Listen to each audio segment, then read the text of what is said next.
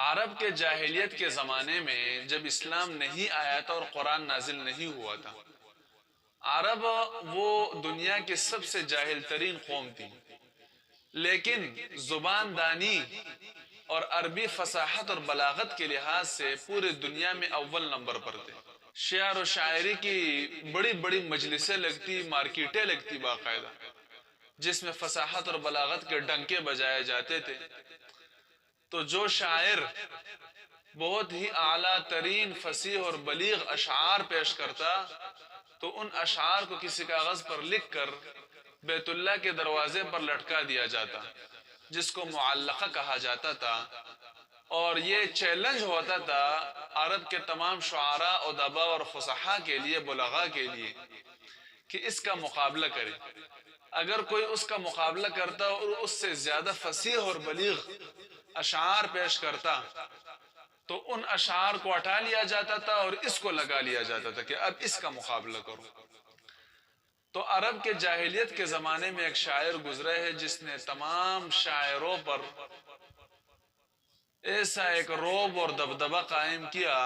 کہ کوئی اس کا ریکارڈ نہیں توڑ سکا فصاحت اور بلاغت میں، جس کا نام ہے امرؤ القیس۔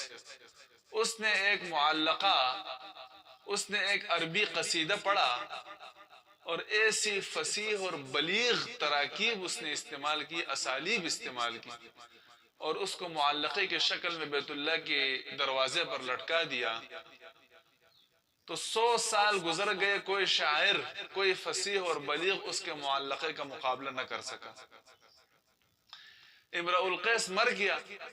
اس کی بہن زندہ تھی، اور بڑے بڑے سخنور آئے، بڑے بڑے شاعر اور فصیح اور بلیغ لوگوں نے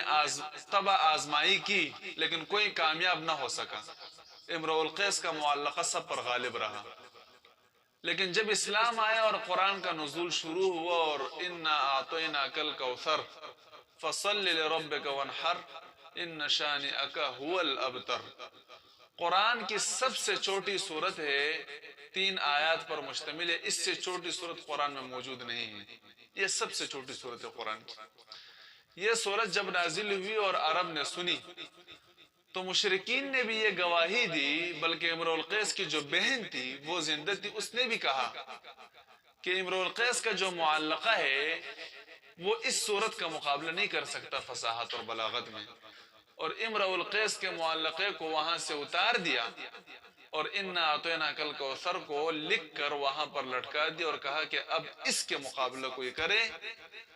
دنیا نے دیکھا اور تاریخ نے دیکھا کہ اس چھوٹی سی صورت کا مقابلہ عرب کے بڑے بڑے سخنور اور بڑے بڑے شاعر، فصیح اور بلیغ اس کا مقابلہ نہ کر سکے۔ جب امرؤ القیس کا معلقہ اس کا مقابلہ نہ کر سکا تو اور کون اس کا مقابلہ کرتا؟ تو قرآن فصاحت اور بلاغت کی چوٹی پر ہے، اعجاز کا بلند ترین نمونہ ہمارے پاس موجود ہے، اور 1450 سال گزر گئے، عرب کے بہت بڑے بڑے سخنور گزرے، شاعر گزرے، فصیح اور بلیغ گزرے۔ قرآن نے 5 مرتبہ چیلنج کیا، ان کنتم فی ریب مما نزلنا علی عبدنا فأتوا بسورۃ من مثلہ، ایک سورت بنا کر لاؤ، ایک آیت بنا کر لاؤ جو قرآن کی طرف فصاحت اور بلاغت پر مشتمل ہو۔ 1450 سال گزرے اور پوری دنیا میں، پورے کائنات میں کوئی ایسی انسانی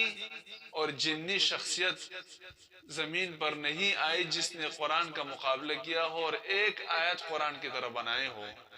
تو یہ سب سے بڑی دلیل ہے قرآن کی فصاحت، بلاغت، اعجاز کی، اور کہ قرآن اللہ کی کتاب ہے۔ تو مسلمانوں کو چاہیے کہ قرآن اور قرآن کی زبان کو خصوصی توجہ دے اور اس پر محنت کرے، اس کو اپنے دل اور دماغ میں نقش کرے، اس کو اپنی زندگی کا لازمی سبق بنا لے اور اپنی زندگی کا لازمی حصہ بنائے اس کو۔